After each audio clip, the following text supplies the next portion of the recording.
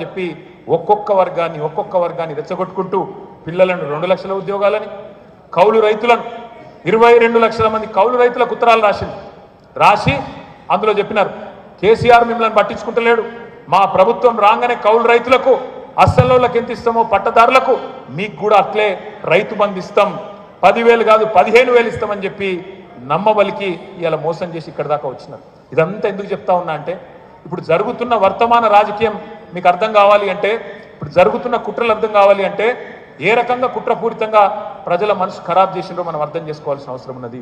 ఈ రోజు బనకచర్ల విషయంలో జరుగుతున్నది కూడా మామూలు విషయం కాదు, మామూలు ఆట కాదు. మొన్ననే ఒక కాంగ్రెస్ ఎమ్మెల్యే చెప్పిండు, మీరు చూసే ఉంటారు.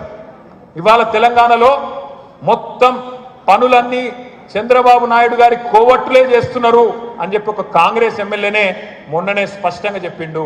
ఇలా అది అక్షర సత్యం. ఎందుకంటే అసలు పెద్ద కోవట్టే మన ముఖ్యమంత్రి రేవంత్ రెడ్డి. చంద్రబాబు నాయుడుకు అతిపెద్ద కోవట్టు ఎవరైనా ఉన్నారా ఇవాళ తెలంగాణలో అంటే రేవంత్ రెడ్డి గారు.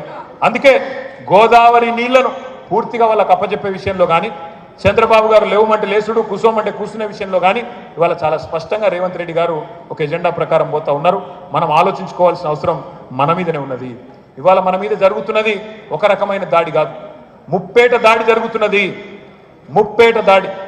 కాంగ్రెస్ ఒకవైపు నుంచి, బీజేపీ మరొక వైపు నుంచి, చంద్రబాబు నాయుడు మరొక వైపు నుంచి ముగ్గురు కూడా ఇవాళ ఏకమై తెలంగాణ అస్తిత్వానికి గుర్తింపుగా ఉన్న కేసీఆర్ గారిని గులాబీ జెండాని ఎట్టి పరిస్థితుల్లో లేకుండా చేయాలి, మా ఆటలు ఇక్కడ సాగాలి అంటే ఖచ్చితంగా కేసీఆర్ను గెలవనియద్దు, ఈ పార్టీని మళ్ళీ గెలవనియద్దు అనే కుట్రపూరితమైన ఎజెండాతో వాళ్ళు పనిచేస్తూ ఉన్నారు.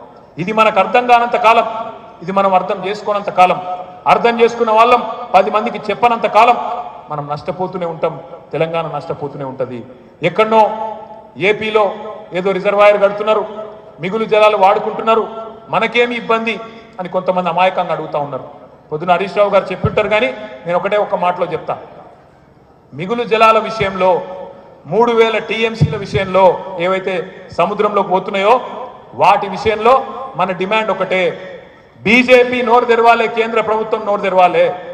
ఆ 3,000 టీఎంసీలలో మనకు దామాషా ప్రకారం, క్యాచ్మెంట్ ఏరియా ప్రకారం, అవార్డుల ప్రకారం, గతంలో కేటాయించిన నీటి కేటాయింపుల ప్రకారం 1950 టీఎంసీలు తెలంగాణకి ఇచ్చినాక ఏ ప్రాజెక్టు కట్టుకున్నా మనకు అభ్యంతరం లేదు. అట్లాగే నికర జిల్లాల్లో కూడా 1486 టీఎంసీలకు గాను 968 టీఎంసీలు తెలంగాణకి ఇచ్చినాక